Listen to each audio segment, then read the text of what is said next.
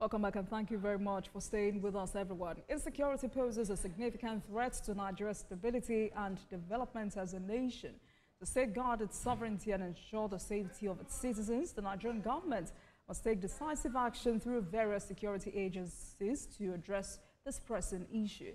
Tonight, Dr. Kabiru Adamu, CEO Beacon Consulting Limited, joins me to review Nigeria's security the last quarter of 2024. And as always, just tips to ending insecurity. He joins me virtually. Welcome to Politics Tonight, Doctor. Dr. Kabir, can you hear me? Welcome to Politics Tonight. Yes, good evening. Can you hear me? Yes, I can. Good evening. Thank you for joining us. So you have a comprehensive analysis of security occurrences across the nation, capturing the multidimensional factors driving insecurity. You have highlighted a month-to-month fluctuations in security metrics. And according to what I have here, December saw a slight downward shift in incidents, fatalities, and abducted persons. How encouraging is this marginal decline? Quite encouraging, actually. What we saw throughout the year is this month-to-month fluctuation. And so we were highlighting areas of success and, of course, areas of failure for the simple reason that we believe that if you do a SWOT analysis and you know your strengths, it would be logical for you to capitalize on those strengths. And then, of course, your weakness to now block those weaknesses so that you can now have better success. So this is what we did in that report.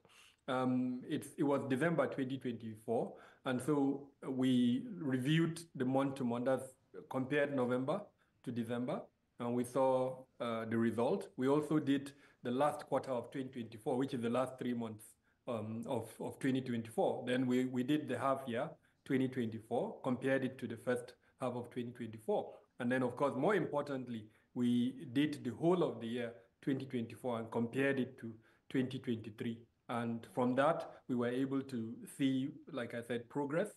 And perhaps in the course of the conversation, we can look more closely into these details of the periods that I've mentioned. All right, let's do that now, because in this report, there are evaluative reports about the NOA, NEMA, Counterterrorism Center, the proliferation of small arms across the country, oil theft syndicates, and the Nigerian Police Force. So let's start with high-profile incidents in the Northwest. Your report says the region accounted for 72.13% of all abducted persons in December 2024. Zamfara reported the highest number of incidents, though it saw a reduction to 180 from 422 in November 2024. So please break this down. Okay, so let's start with the breakdown by region to give an indication of what we saw.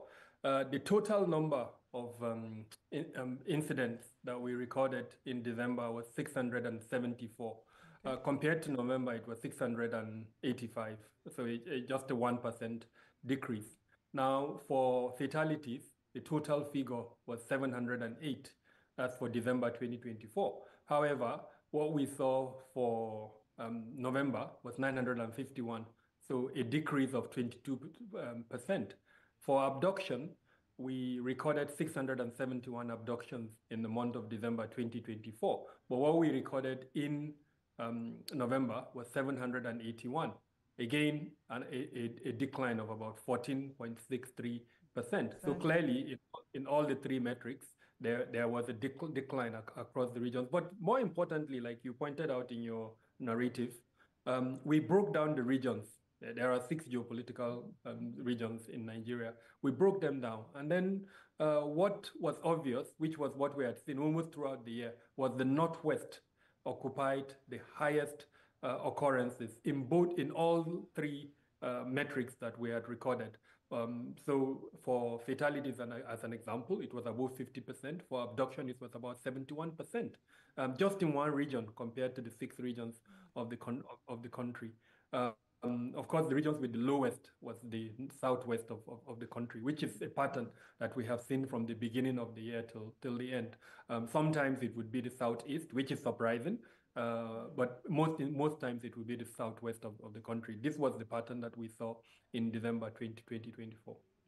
So based off of this analysis, what's your evaluation of the current state of Nigeria's defense capabilities, and what specific measures are you advocating to enhance the effectiveness and efficiency of our security forces? So the evaluation can be done in different ways, either quantitative or qualitative. So for quantitative, what was a little bit shocking for us was when we compared 2023 to 2024, it was not what we expected, frankly. And I say this with all sense of responsibility. In 2024, what we recorded, the total number of fatalities was 11,692 Nigerians. Then in 2023, it was 9,734. So clearly an increase of about 20%, 20.12% precisely. But the more surprising one was abduction, where in 2023, we recorded 4,049 persons abducted. But then in 2024, the whole of 2024, we recorded 9,000 persons being abducted. So the number had doubled, and the percentage increase was 139.5% as an increase. So if you are using metrics on its own, quantitative, unfortunately, there was a decline. But if you are using qualitative terms to analyze whether there was progress or not, there were several instances of progress. An example is the increase in security operations. We saw that almost throughout the year, but more significantly in the northwest of the country. Operation Fansanyama was being conceived. It started towards the middle of the year, and by the end of the year, the operation was in almost full-fledged. And by this January, we're already beginning to see the results of that operation. That's impressive. Then there are other more qualitative things. The production of military hardware, as an example, right. We saw an increase in the capacity of the military force. Dr. Kandi, hold on. Talking about kidnapping and abduction, we thought we had done well with reduction of kidnapping for ransom across the country. Are these numbers not surprising? They are surprising, but you see, this is why it's important to keep the numbers, because we're not doing this, we're not just plugging it from empty space. This is a consistent period of painstaking collection, painstaking collation, analysis, and then you now come to this conclusion. It's as scientific as it can be. So sometimes the result would definitely surprise you, and in this instance, it did surprise us.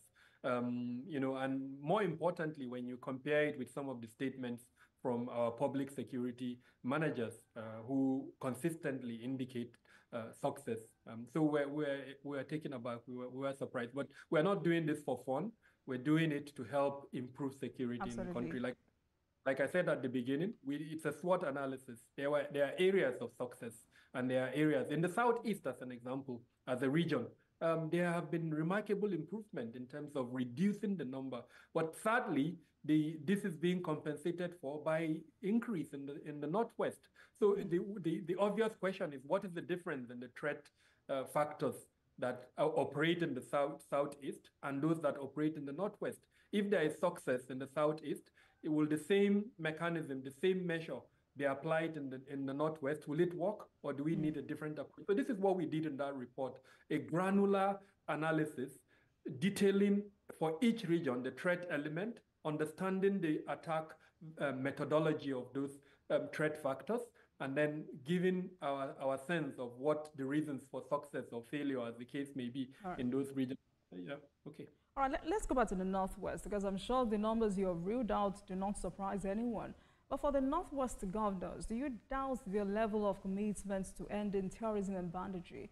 And I keep wondering about the extent of dedication and commitment put into defeating insecurity by the Northwest Governors Forum.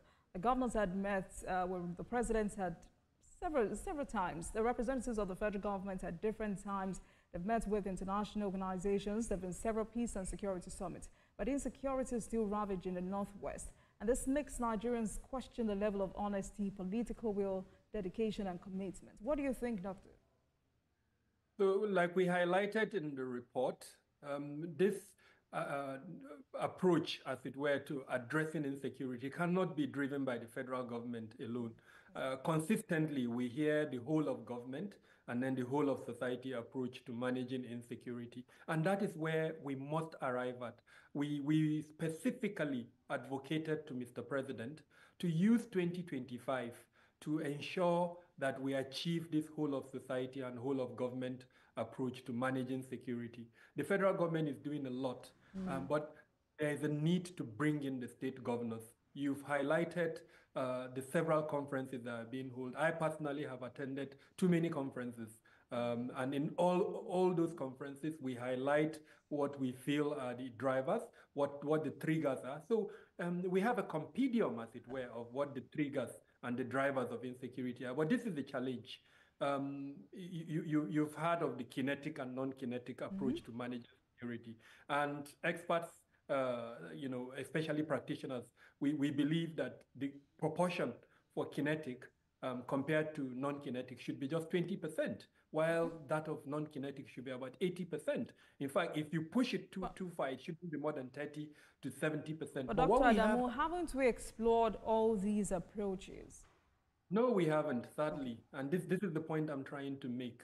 The governors are still laying back and they are yet to embrace this understanding that. But they'll tell you this is because they do not have control over the security architecture in their states. And that's why they are handicapped.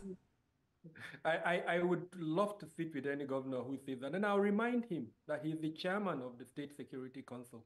Now, if he's not exercising his powers, then he shouldn't blame anyone because the Constitution recognizes him as the chairman of that State Security Council. And there is no governor. I say this with all sense of responsibility. This is a national network. There is no so Dr. Adamu, let's be clear, because in fairness to these governors, they'll tell you, I mean, a particular governor had said, if I have control of the security architecture in my state, it will take me only 2 weeks to end insecurity. When you say they need to exercise that power, what power are you talking about? So they are the chairman of the State Security Council. Okay. They are by constitution allowed to convene the council, and every federal security agency that is deployed in that state must attend that council meeting, and decisions on security will be taken. Those decisions are constitutional decisions because they are the chairman of, as recognized by that constitution. If they use the administrative powers, what they can't do is to decide operational issues in the field, because the Constitution recognizes security as a federal, as a exclusive, it's in the exclusive list. So they cannot, for instance, direct operational and tactical missions. But from that strategic role as chairman of the State Security Council, there is no governor that does not have that power. That's number one. Number two, they also control the string. There is no governor in the Federation today that does not support financially federal security operations. I stand to be challenged. Right. There is no governor that does not support that. Now, there are governors that have evolved means for accountability within their state. And I must say the Lagos model is something that needs to be emulated. Lagos has established platforms that are quite commendable, that I'm hoping there will be a convening where all the governors would give the Lagos state governor time to listen to him, to understand how he has been able to evolve over a period. It didn't start with this current governor. It started most likely from the current president. Up until now, that we have a well-established platform. So if a governor lays back and decides not to establish those platforms, or in some instances establish commissioners of internal security that cannot even manage a small office, that cannot operate a computer, that does not know metrics in the manner that we've just discussed them now, I don't think that governor should blame anyone. He should blame himself. So this is my point. They have the powers. Whether they are using those powers or not is something that remains to be checked. I've given the example of the Lagos model. Not too long ago, we saw what Enugu State is doing. Enugu has introduced technology to the point that it needs to be commended. And then there are other states in the federation too that have evolved approaches. Anambra State Governor is an example. When he came into power, he launched a committee headed by a well-respected person of a legal luminary. And the report of that committee, for anyone who wanted to, was there. So there are so many governors that have attempted to, and like I said, they do have the administrative power. Whether they use it or not is something else. All right. You know, it was important to get your reaction to whether or not Northwest governors are doing enough, because I've heard some stakeholders say if the kind of energy that was exerted into rejecting or asking for a withdrawal or modification of the tax reform bills was pushed into making sure that insecurity ends in the northern parts of the country, perhaps Beletorji and his fellow terrorists would be a thing of the past. But are you confident, talking about Beletorji now, are you confident that he would be a thing of the past if this military pressure is sustained? And what impact would you say better synergy between the military and local security outfit would play in taking down these bandits? A lot. We have two major instruments that were introduced by the federal government in 2016 and 2017. One of them is called the National Counterterrorism Strategy, in short, NACTEST. It is a document that is managed by the Office of the National Security Advisor. Because the name suggests national, it will tell you that it's approaching security, especially counterterrorism, from that national approach. Now, the second document is the policy framework on countering violent extremism. It is a document that was introduced after the recognition that you can't use kinetic force alone to address terrorism, that you need to introduce soft power, as it were. Now, what is the role of Northwest governors as an example in addressing soft power? If you listen to the identity issues that led to the banditry challenge, of course, it started with the farmer herder violence, and then it led into some other forms of criminality until we're where we are today. So there are identity-based issues embedded within that conflict in the Northwest that no force can address, that only governance, especially good governance, can address. One good example is land governance. We don't speak enough around that. Land, as you know, is not necessarily a federal issue. It's one that cuts across both the federal and mostly the state governments. I think the federal government has control of very, very, very little land. So a lot of it has to do with the state governors. Now, in this instance, where governors introduce laws that create divisions within their communities and lead to the type of violence we're seeing in places like Zamfara State, then you can understand the role that governors can play. Another example, the gold mining challenge that we have in Zamfara State, the approach that the governors did handle that matter with is another issue that, of course, could lead to the kind of conflict that we have in the region. But then more importantly are the socioeconomic conditions. Let's stay on that, Dr. Adamo, because the federal government has now lifted that 5-year ban on mining exploration in the states. We're back here. So how do we ensure that we do not go back to where we were before this ban? Do you think a comprehensive data would help reduce the activities of illegal miners in Zamfara State? More importantly, we need to follow the market. We need to understand the market for which this gold is being sold. If we don't follow the market, artisanal mining is still ongoing, and they are still able to sell this gold in different places. In fact, there was a time when in a famous hotel, one of the most luxurious hotels in Abuja, the market for that artisanal gold was quite common. You just need to stay in the corridors and you'll be surprised at how they are trading gold. So let's follow the market.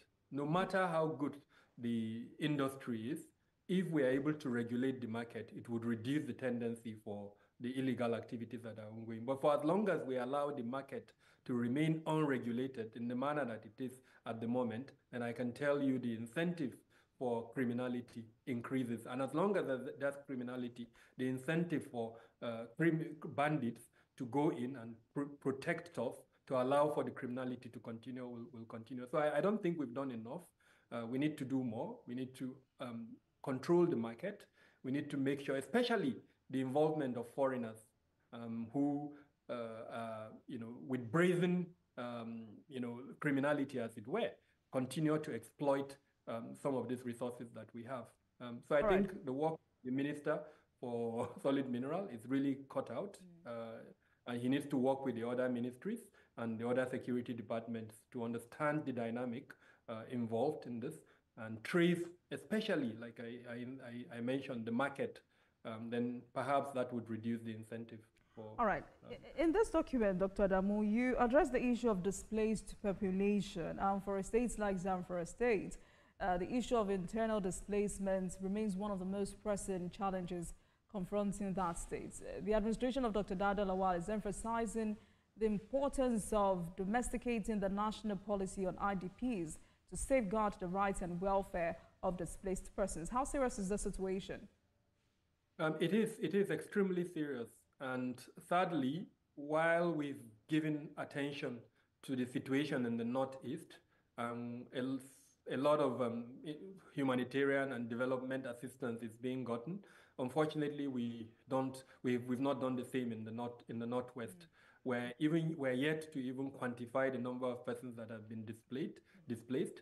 Neither have we been able to galvanize the type of attention, humanitarian and developmental attention, that is required to support these individuals. As an example, in places like Katsina and Zamfara State, you still have, to an extent, denial in official quarters of the existence of the challenge. And so while the governor is, attempting to domesticate our national laws to allow for some form of recognition, I think what is even more important is to arrive at a point where we recognize the intensity of the conflict, and the impact it is having on especially vulnerable groups, women and children. The devastation that the activities of bandits and other armed non-state actors has fetched or given to places like Zamfara and Katsina. It would take a very long time before we even begin to appreciate and then to reverse the consequences. So I must commend the governor for attempting to highlight that. But more importantly, he needs to embrace the existing protocols, especially working closely with the Ministry of Humanitarian Affairs and the Ministry of Foreign Affairs. So, Dr. Adabu, perhaps it's important for you to speak directly to the Minister of Humanitarian Affairs on the strategies for the achievement of collaborative and durable solutions for displaced populations in that state, and also in Katsina State. Yes, I know that there was an attempt in the not too long ago to create a national policy framework on managing both humanitarian and developmental assistance across the country. So the call to the minister is to galvanize humanitarian and development effort to understand the dimensions of the conflict in the Northwest, and to support the type of, especially for what we saw in the Northeast, they were able to develop a developmental plan that has assisted in managing the several dimensions of the issues. Humanitarian issues such as displacement is just one of them. But what of water? What of hygiene? What of sanitation? There are so many other components. So the Ministry of Humanitarian Affairs would need to come in to provide the umbrella that, and then of course work with our international development partners to galvanize effort to support all of this requirement. That's not in any way underplaying the role that the federal government and the state governments will play. But because of the extent of the impact and the consequence of the conflict, I think we do need our developmental partners. Last year, the UNDP hosted a conference in the Northwest. I was part of that conference where it attempted to bring the 7 governors of the Northwest together. I know a secretariat has been formed for the Northwest. So efforts like that, platforms like that can be keyed into with the support of the Ministry of Humanitarian Affairs to develop some form of program that would allow for developmental assistance to manage the consequence of the conflict in the Northwest. So you have also recommended the full implementation of the National Counterterrorism Strategy. You talked about the policy framework and national action plan for preventing and countering violent extremism, the terrorism prevention and Prohibition Act as amended 2022. I know the National Counterterrorism Strategy is the first major attempt by the federal government to address the terror attacks that are being perpetrated by violent extremist organizations. But from your findings, Doctor, what could be delaying the full implementation of this? I think the very convoluted nature of Nigeria's security architecture. As you're probably aware, that strategy led to the creation of an office within the Office of the National Security Advisor, and you have a coordinator of counterterrorism in that office. And over time, that coordinator has been attempting to galvanize effort, as it were, in the implementation of our national counterterrorism strategy. But I doubt if there has been any point in time that we have attempted to evaluate the implementation of the components of that strategy. There are 5 components in that strategy. And if we had done the requirements of those 5 strategies, we would never have had the Lakura hours. I can say this with all sense of responsibility. Yes, it was introduced in 2016. And as part of the objectives of NAC test is to identify, to forestall, to implement. So when Lakura hours emerged, because groups can be groups, but the moment they become radicalized, we're supposed to identify them. Then we're supposed to designate them, just like this administration has done. I think just yesterday or 2 days ago, the group has now been designated a terrorist organization. So if we had been implementing the provisions of NAC test in the northwest of the country, would have, in 2018, when that group emerged, would have identified it as a radicalized group. We would have used the provisions of the TPPA 2020, as amended 2022, to get the Attorney General of the Federation to declare that group as a terrorist organization, and it would have allowed our security and law enforcement departments to approach it. So this is the challenge. For some reasons, we are not implementing the provisions of this law, and I'm calling on Mr. President to look closely at these areas. We have the instruments, and these instruments need to be understood by all components of our society, starting from our governors. They need to understand the content of these documents, NAC test, the PCVE, and then the TPPA. And I must commend the Attorney General of the Federation for one of the few times in the history of this country, we've seen the move by the Attorney General to quickly use the provisions of a law, and he has gotten the prescription of this Lakura group. So now, all the legal instruments that would allow every agency of government, every member of the Nigerian society to galvanize effort and go after that group, we've achieved it, and that's the way to go. So I'm hoping that perhaps in this 2025, we'll do an evaluation of the NAC test, do an evaluation of the PCVE. They're all, they're due for some form of revision. So as part of that revision, bring in the governors together, bring in all stakeholders, make sure everyone buys into those documents, then go about implementing them in a manner that allows you and I as Nigerians to understand their content. I'll be surprised, and I say this with all sense of responsibility. You're a journalist. If you go to any market, even in the northwest or northeast, where there are issues of terrorism, and ask the average market woman, does she know about these documents? Does she know about the provisions? I doubt if any of them would tell you they know about it. Yet humongous amounts of money are being provided for advocacy of these documents. And of course, since it's going to be an all-of-government approach, the Ministry of Information, National Orientation Agency, name them, they will need to come in so that every Nigerian is able to understand the contents of these instruments, and not only understand them, contribute to them like we see in other parts of the climate. Right. We can't achieve the all-of-government and the all-of-society approach just by word of mouth. We can only achieve it through the implementation of these instruments that I've mentioned. All right, Dr. Adamu, let's take a break, and when we return, we'll continue with this conversation. Please.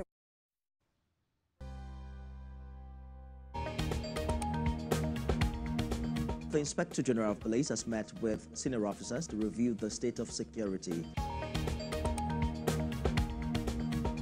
We are continuing our coverage of the arrest of Godwin Emefiele.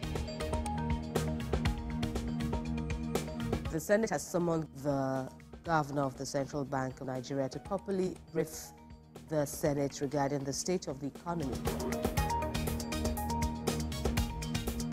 What I will never take is threat. Let's now bring you more development from Ibadan, the Oyo State capital, where an explosion has taken place. Tell us about this incident. TVC News. First with breaking news.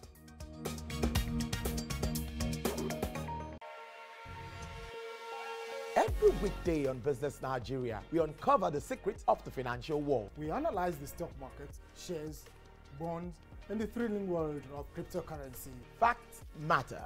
Our team dives deep to separate fact from popular opinion. We simplify complex government policies as it impacts your everyday life, helping you navigate the ever-changing financial landscape. Watch Business Nigeria every weekday at 2 p.m. only on TVC News. First with breaking news. Welcome back to Politics Tonight, everyone. Thank you very much for staying with us. Dr. Kabiru Adamu, CEO Beacon Consulting Limited, has been helping us with a closer look at Nigeria's security overview in the last quarter of 2024. Dr. Adamu, thank you very much for staying with us on the program. You know, while we went on that break, I went through your overview on the national counter-terrorism efforts, the increase of light weapons and illicit arms trafficking in Nigeria. This continues to pose a major threat to peace, security, and development in this part of the world. Do we really have control mechanisms in Nigeria? How do we address this problem? So a lot is being done. A center has been established in the Office of the National Security Advisor. But we've always had that center, Dr. Adamu. Yes, we've always had it, but this is the challenge. ECOWAS recommended the establishment of a commission, and somehow Nigeria did its thing, and instead of a commission, a center was created. A center is handicapped because it has to work under the auspices of an advisory office. That's the Office of the National Security Advisor. If it were a commission, it would be independent. It would have autonomous, as it were, and it would be able to relate more freely. There are advantages, of course, for the center being under the Office of the National Security Advisor. That's the coordinating element within the national security architecture. And so it's understood that perhaps working under that office, it would be able to reach certain places that if it were independent, it wouldn't be able to. But that's at the level of coordination. At the tactical level and the operational level, I believe that a commission would have been more effective in terms of its ability to move, its ability to engage with international partners, and its ability to achieve the mandate. Having said that, before Mr. President assented to the bill that created that center, 6 regional offices had been created for the operations of the center. So through those 6 regional offices, we know that it's working with the different federal and state security apparatus in the 6 geopolitical regions, and success is being achieved. But it's just a drop in this vast ocean that exists for illegal weapons, as it were, small and light weapons that are in circulation in the country. I think the need is to see that center moving more fastly than it is doing at the moment, so that we see more of the collection of these small arms and light weapons that are in the hands of people who shouldn't have them. Of course, the efforts of other security and law enforcement agencies is also recognized. The military does mop up weapons, the police mop up weapons, customs, and several others do mop up. My point is we need to see more a coordinated effort where the action and the effort of all of these agencies is yielding the kind of fruit that we deserve. All right. Of course, because you've mentioned ECOWAS, perhaps we should expand this conversation, because as we speak, over 30 million firearms are being circulated through Africa. And I've heard stakeholders say Africa's illegal arms market not only mirrors the legal arms economy, it feeds into it. And there is an urgent need for holistic, multidimensional, tailored strategies, involvement of regional and international cooperation to disrupt transnational criminal network. But with this recent fragmentation, with the exit of Mali, Niger, and Burkina Faso, what must ECOWAS now prioritize security matters and good governance? the relationship, as it were, between good governance, politics, and the manifestation of the kind of regional challenges that we're seeing is significant. And I think the number one recommendation to ECOWAS is to strengthen its instruments and protocols on good governance. At the moment, we're not seeing enough of that. And I mean, we can joke around it, but the reason why there were coups in the three countries that we are discussing, Mali, Niger, and Burkina Faso, is perhaps lack of good governance. And there are several other countries at the moment that are complaining around that good governance. So I think that should be the beginning point. Some form of peer-to-peer review, some form of conversations around good governance that would ensure the metrics for measuring good governance is enhanced. Now, having said that, with regards to security specifically, there are low-hanging fruits. Border management, as an example. The vastness of the borders in ECOWAS and the porosity of the borders in most countries across the region allows for the non-state armed actors to crisscross among them. And you don't see enough of sharing of intelligence. You don't see enough of cooperation between the state agencies that have responsibility for manning of those borders. You don't see enough intelligence liaison within the region. So those are low-hanging fruits in terms of border management that would, if we see more collaboration, if we see synergy between the various countries in terms of border management, it would help go a long way. Sharing of intelligence on different components of international criminal syndicates, of non-state actors that are crisscrossing their countries, because these individuals are not ghosts, they are known.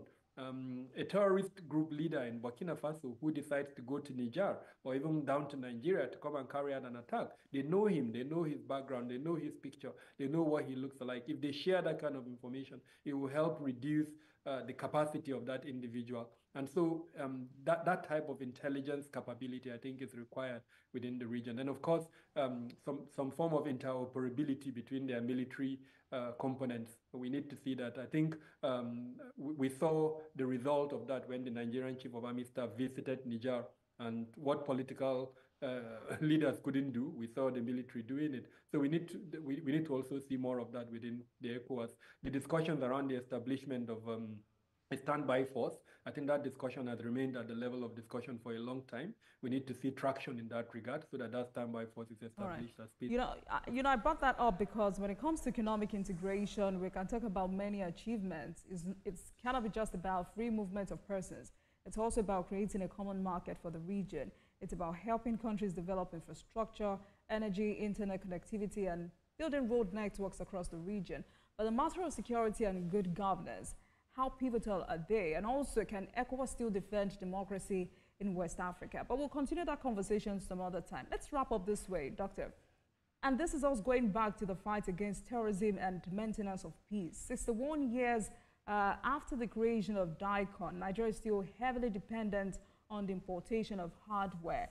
Security experts like yourself would say a key indicator of development is military strength. And the military strength of a nation is dependent on its military technology development. I mean, you look at nations like China, Japan, and South Korea, they have become economic leaders through technological development. You also look at countries like Taiwan, Israel, South Africa, and Egypt. All of these countries have adopted MICs to foster industrialization and sustain national economic development. Where are we in regards to that? Let me start by commending the Bola Tinubu Ahmed administration for one of the first times in our history we've seen a clear policy mandate. If you pick the Renewed Hope agenda, part of the statement in that document indicates that the objective is to increase local production of military and other security requirements by about 40% by 2027. So that gives us a platform to measure the performance of the administration. And I think since the administration was sworn in May 2023, we've seen effort in that regard. The president has visited several countries. He signed defense agreement with several countries. We've seen them coming to Nigeria. And at the moment, we've heard from our military services, claims about their ability to revamp equipment that has been, lying fallow for a very long time.